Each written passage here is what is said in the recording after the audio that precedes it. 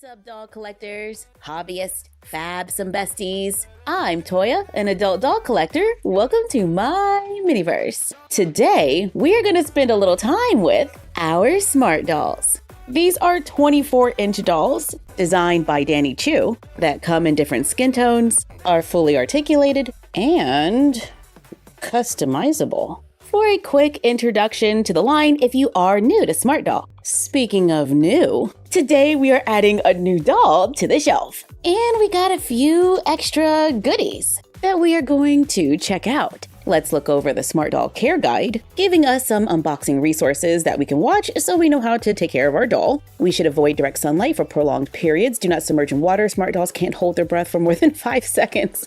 Small lungs. Never feed after midnight. Small parts. Do not poke human eyes with Smart Doll's pointy fingers or toes. And the list goes on. Welcome to the Smart Doll community. In the box, we also have a wig that comes with the doll, and a telescopic stand that attaches to the doll's back. Then I got a few additional items, like the Chelsea boots in wine, the Fed Up camisole, the baggy plaid shirt in red and blue, and the Tokyo jeans. To go with our newest addition, who is covered in bubble wrap, the Smart Doll Rain or Shine. In the coffee skin tone, this is the G11 sculpt. She has brown eyes, gray eyeshadow above and below the eye, rosy cheeks, and a soft red lip color that kind of fades out to the sides. Comes dressed in undies, which includes a charcoal gray sports top with orange elastic and matching bottoms. Let's check out her wig, which is braided. The ends are sealed, the wig cap is black, and we do get a part. Let's place it onto the doll. Looks like you can do a center part if you like, or just shift it a little for a side part. I do like a side part, so that's probably where I'll hang out, but I like that we have options. And that this sculpt looks very different from some of my other Smart Dolls. The nose, the mouth is giving me more variety in my collection. Now let's get her dressed. Smart Dolls can move at the head, shoulder, elbow, turn, and bend at the wrist. Their hands are removable, as well as their arms at the shoulder, but take care to brace the body. The joints are a little tight, and that's the same for removing the head and feet. But they can move at the hip, bend at the knee, and rotate and bend at the ankle. Pulling them apart does sound a little dramatic, but it does help to get them dressed. Their clothes are very fitted, but super detailed. I probably should have removed the undies, but I left them on. Check out those working pockets. We've got belt loops, a little tag on the side, functional pockets in the front. These are distressed jeans with a flare at the bottom. Let's grab the boots, unzip them on the side, add the doll's foot, zip it back up, and carefully reattach the foot to the doll. Then place the jeans over them. And here it is with the jeans and boots. Now let's add the top. I did remove the undergarments. I put the arms back on without the hands. Unsnap the plaid shirt. Let's take a second to check out the stitching.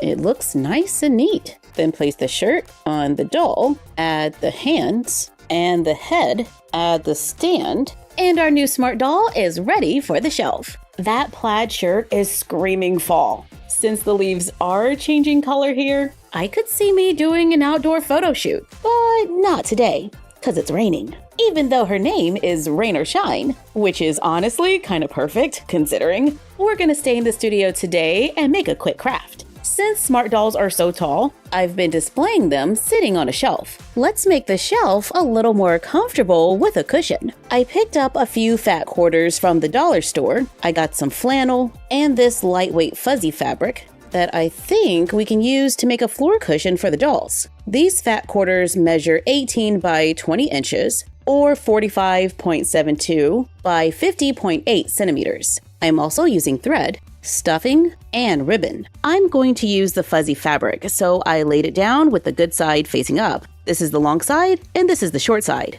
Let's fold it in half, then fold it in half again. With the folded point facing us, we're going to take the sides and bring them to the center. Cut a curved line, well, slightly curved, so when we open it up, we have a circle folded in half. Now fold it again to make a quarter circle. Make a small mark on the edge at 2 spots, making sure we hit both sides of the fold. I use pins to hold the curved side together, then cut along the fold, cut 4 pieces of ribbon, place them in between the layers at the spot marked. I use pins to hold them in place, sew a straight line going around the edge using a needle and thread or a sewing machine, leaving an opening so it can be turned inside out, and we should see the ribbons hanging on the other side. Add a little fluff through the opening, sew the opening closed, then sew through the cushion to make it tufted, flattening it out a little so we can use it to protect the doll's knees, which could totally come in handy with smart dolls. Sometimes it's a little easier to have them kneel when dressing them.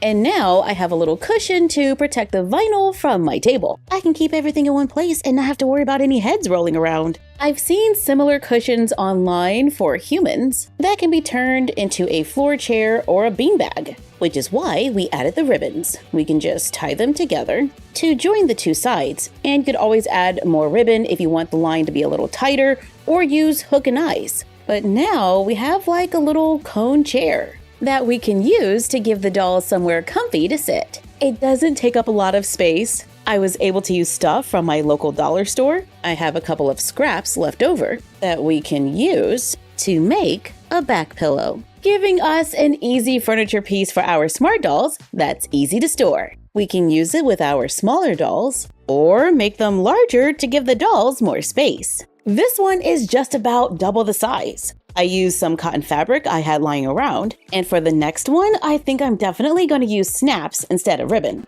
But if you're looking for a gift idea for a smart doll collector, this could be one to put on the list. And for our minis too. When it comes to rain or shine, I like the details of the nose and the mouth. I like the braids, although they do cast a little bit of a shadow, so I have to be careful about that. But I love that we're getting more face sculpts, hairstyles, textures, so we can mix and match. Let us know what you think about smart dolls in the comments down below. Let us know what you think about smart dolls in the comments down below. Thank you for joining us while we spent a little time with our smart dolls. Like, comment, share, and subscribe.